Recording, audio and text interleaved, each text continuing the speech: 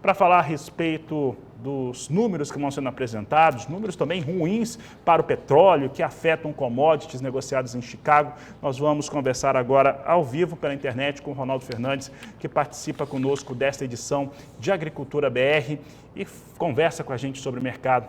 Ronaldo, obrigado pela sua participação aqui no Agricultura BR, no canal do Boi.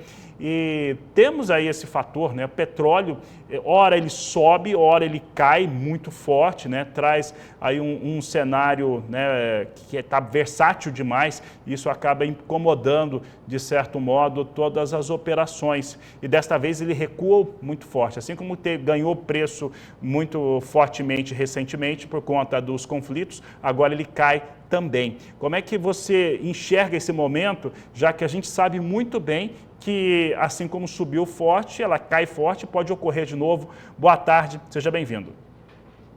Boa tarde, Fabiano, obrigado. A gente teve recentemente um movimento, se eu não estou enganado, foi dia 10 ou dia 9 também, de uma queda bastante generalizada também, acho que foi dia 8 para ser mais exato. O petróleo caiu mais de 4% e ali foi puxando tudo. A gente ativa aquele modo de aversão a risco.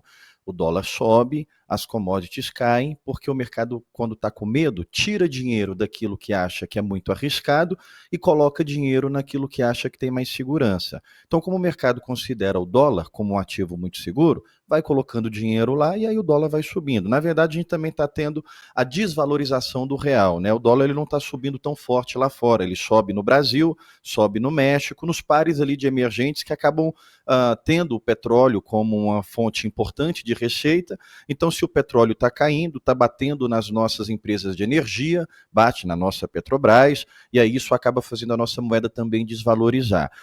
Esse efeito, ele não é um efeito de tendência, Fabiano, mas ele não é um efeito que a gente pode dizer que também não vai mais acontecer, como você está dizendo. Recentemente aconteceu uma queda, ele subiu, olhando ali para o conflito do Oriente Médio. O Oriente Médio é onde está centralizado os principais produtores de petróleo do mundo, é onde está a OPEP, o principal produtor, e a Arábia Saudita, com 13%, 14% da produção global, 30% do petróleo mundial é ali no Oriente Médio, tem o Estreito de Hormuz, ou o Canal de Omã, como alguns chamam, é o mesmo nome, é a mesma coisa, controlado pelo Irã. Então ali você tem uma produção concentrada e você tem um transporte logístico muito concentrado. Qualquer ameaça àquela região é uma ameaça aos preços do petróleo. Então o petróleo estava subindo, porque a guerra está concentrada ali, toda vez que tinha ameaça da guerra crescer, o mercado ficava com medo de prejudicar a produção e o transporte de petróleo. O que a gente tem hoje é uma declaração de Israel, semana passada foi a mesma coisa, foi a mesma declaração, só que tinha sido a reportagem do Jerusalem Post, era um jornal importante ali de Israel, é um jornal importante de Israel, disse, olha, a gente tem informações aqui de que Israel não quer atacar as bases de petróleo do Irã. E hoje foi a mesma coisa, foi uma reportagem, mas com pessoas ligadas a Benjamin Netanyahu, pessoas ligadas ao governo israelense, dizendo, não queremos atacar as usinas nucleares e não queremos atacar as bases de petróleo, nós vamos concentrar ali nas bases militares, porque foi um pedido do Conselho dos Estados Unidos. E aí a gente está vendo essa derrocada do petróleo. Então o petróleo é a mãe de todas as commodities, toda vez que o petróleo cair com essa força de 5%, mais de 4%, quase 5% que a gente está vendo hoje, a gente vai ver o mercado inteiro balançar. Chicago caindo e dólar subindo, Fabiano. Bom, e quando nós temos o mercado balançando, ele afeta diretamente esse produtor aqui no Brasil. E aqui no Brasil, agora há pouco, eu abri o programa falando a respeito dos números da Conab, né, trouxe primeiro para a soja. Esses números que vão sendo apresentados, eles estão dentro da realidade daquilo que já se esperava, mas muito mais do que os níveis de produtividade de produção, me chamou a atenção particularmente, Ronaldo, o avanço da área em relação à soja, que é a principal cultura do Brasil. Ficou um avanço inferior a 3%, enquanto que a Conab, na sua divulgação, na página oficial, ela fez questão de estabelecer que é um dos maiores aumentos de área, falando da agricultura como um todo, dos últimos 10 anos. Como é que você avalia esse ponto da questão técnica de campo em relação ao mercado? O mercado ele vai dar muito peso para os números da Conab, só que ele está ofuscado hoje, porque ele vem depois do relatório do USDA. O USDA coloca um volume bem maior de produção para a soja brasileira, quase 170 milhões de toneladas. E eu acredito, Fabiano, que o mercado já absorveu o número do USDA. Espera que o Brasil colha em torno de 170, 169, o nosso número aqui é mesmo 169 milhões de toneladas. Eu acho que a Conab ela está sofrendo muito desde aquele problema com o leilão de arroz do Rio Grande do Sul, com a mudança de diretoria, para ser bem claro, assim, não ficar com meias palavras, desde a saída do governo anterior do presidente Bolsonaro, com a mudança do novo governo, eu acho que a Conab foi muito afetada nessa transição de governo. Várias áreas passam por afetos e ficam prejudicadas quando muda o governo, e eu acho que a Conab foi uma das principais afetadas, porque a gente tinha no governo anterior a Conab com prioridade e tinha foco ali, olha, a Conab vai fazer um serviço com a metodologia clara, aplicada. Hoje, a gente tem uma mudança de diretoria, a gente tem ali acusações de corrupção desde daquela situação do leilão. Então, acredito que os números da Conab eles vão ter peso para o mercado internacional, porque a mídia ela precisa criar conteúdo. E o Brasil, o órgão oficial ainda é a Conab. Mas o mercado já tomou como prioridade ali os números do USDA, acredito que vai mirar para esses 170, 169 milhões de toneladas, mais do que os 166. Aumento de área, a gente acredita que houve um aumento considerável no nosso número, de 45 para 46,4 milhões de hectares a serem plantados.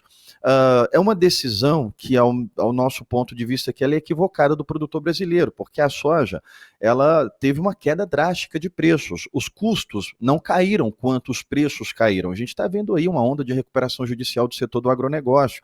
Então a gente não devia ter aumento de área de soja.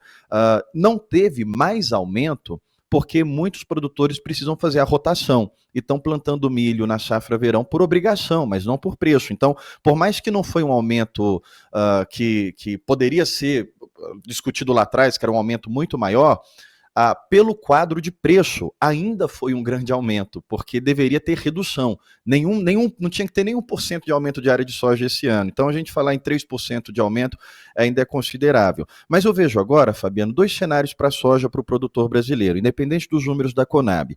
Quem ainda tem soja para vender no disponível, a gente está estimando aqui que cerca de 90% está vendido, então tem 10% da safra passada que ainda não foi comercializada. Para esses 10% que ainda não comercializou, a gente está estimando que tem agora em torno de 17 milhões de toneladas dentre o que foi colhido e o que não foi vendido. Nós vendemos aí 134, falta 17 para vender.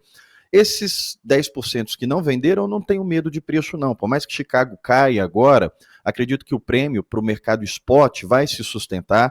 A gente está vendo o Porto na casa de 140 lateralizado, vai se manter perto desses 140, acho que até o final do ano, para quem tem soja disponível, não é um risco, não teria medo.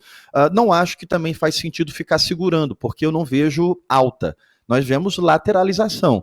Então, você que está segurando a soja agora, e se daqui o mês que vem ela estiver no mesmo preço, na verdade você perdeu por causa da armazenagem, que você ficou segurando ela ali. Então, não tenho medo de preço agora cair, mas também não vejo ele subir, porque o mercado está pouco ofertado, está com pouco estoque, mas a soja 25, a soja futura, ela ainda está mantendo preços interessantes quando você olha Porto, fevereiro, na casa de 130. Hoje o Porto está indicando 129, mas como o dólar está subindo bastante, tem que melhorar para amanhã para 130. Agora o preço futuro sim pode ser afetado com essas quedas de Chicago e com essas influências do mercado financeiro, como a gente está discutindo uma queda vinda do petróleo hoje, Fabiano. Ronaldo, vou repassar aqui uma pergunta de um telespectador. Nesse caso, vende ou não vende safra nova? Eu estaria vendendo já. Lá atrás eu já estaria vendendo, não venderia tudo por um motivo único. Não tem nada que eu vejo que pode trazer uma grande força de alta. A gente tem guerra, geopolítica, tem as eleições agora, não só do Brasil, segundo turno, dia 27, mas dia 5 de novembro tem as eleições nos Estados Unidos. O Trump, não é que eu concorde com isso, deixar isso bem claro. Eu acho que é até uma leitura muito errada do mercado. Mas o mercado entende que o Trump ganhando é alta para o dólar e queda para Chicago. Mas deixando de lado todo esse movimento político, esse movimento de conflitos, de guerra, A única coisa que pode fazer a nossa soja em 2025 entrar numa tendência firme de alta é se não chover. É se o clima for ruim, tanto no Brasil quanto na Argentina, que são os dois lugares agora que o mercado vai olhar com toda a atenção. O que a gente está vendo nos mapas é o mês de novembro muito úmido e assim a chuva continua ainda se mantendo. Se os mapas estiverem certos, então tem um se muito grande aí, porque a gente está vendo os mapas mudarem com a velocidade muito grande, e hoje é um dia importante, porque tanto o modelo europeu quanto o modelo americano marca a partir do dia 15 grandes volumes, a gente tem que receber chuvas acima de 30, 40 milímetros.